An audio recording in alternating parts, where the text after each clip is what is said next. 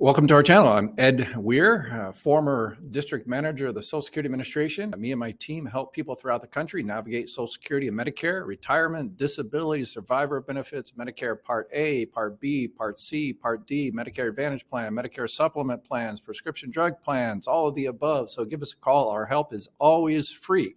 All right, so you clicked on this video looking for continuing disability review. Got a nice little package in the mail from the Social Security Administration, your local Social Security office, and you're receiving disability. So we're going to talk about medical CDRs. It's continuing disability reviews called CDRs.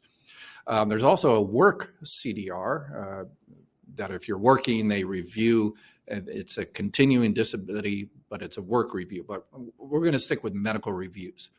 All right. So when you were approved for your disability benefits, Social Security, or actually the Disability Decision Service in your particular state, it's a state agency that makes kind of the disability decision determination service, made a recommendation to Social Security. I said, oh, and that agency said, okay, this person is disabled, they're able to work and everything, but something might happen in a year or 3 years or 5 years or 7 years or whatever the case may be, that they might be able to return to work. So Social Security Administration, we would like for you to review their disability every however many years that it's decided. So your time is up. Whatever the year says, every 3 years or every 5 years or whatever, 7 years, it's your turn. So they send you this packet, and you have to fill it out, and you're all stressed, and they want to find out, it's kind of like doing the whole disability claim over again. If you had an attorney that helped you the first time around, reach out to them. Most attorneys don't do CDRs because no real pay in it, I guess, no financial benefit. But some do. So reach out to your attorney and see if they'll help you with the CDR. But it's pretty straightforward. You just put all your information down there, and you put whether you're working part-time, whatever the case may be. You put your current doctors, and you just fill out everything. Make sure you make a copy of it before you return it. That way, if they lose it, you don't have to rebuild the thing again. They call you up and say, well, we never got it. So, well, I send it, and you just pull out your copy and, make another copy and send that in. Okay. If you take it down to the Social Security Administration personally, same type of situation, make a copy, or have them make a copy, stamp your copy that they received it, and then they take the originals. And that way you've got proof that you actually gave it to the Social Security Administration. One of the things that I hated about these CDRs is that CDRs, again, the continuing disability reviews, is budget driven.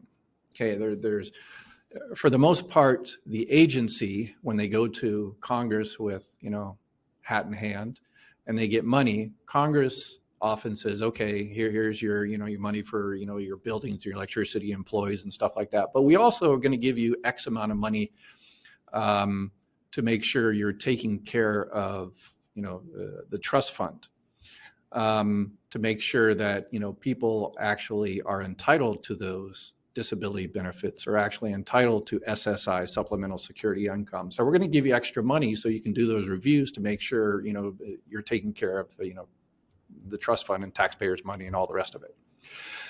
So because of that, there's an allocation that goes out to the different regions and goes down to individual offices. So in my office, we're the third busiest office in the country. We had X amount of CDRs due on a yearly basis, a quarterly basis, a monthly basis. And so if we had, for example, okay, we have to do 100 CDRs. So if there's 200 people whose time is up, but we only have a quota of doing 100, then we're only going to do 100. Well, actually, what we do is we send out 120 packets, because, a lot of people won't, some people won't return those.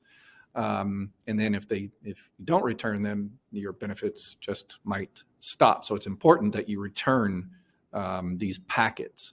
If it's going to take you time to return it, just call the local Social Security office and say, hey, I've got some issues, or whatever the case may be. It's going to be a little bit, late for me to, you told me to return it within 2 weeks, or whatever the case may be. It's going to take me 3 weeks, or whatever the case may be. All right. So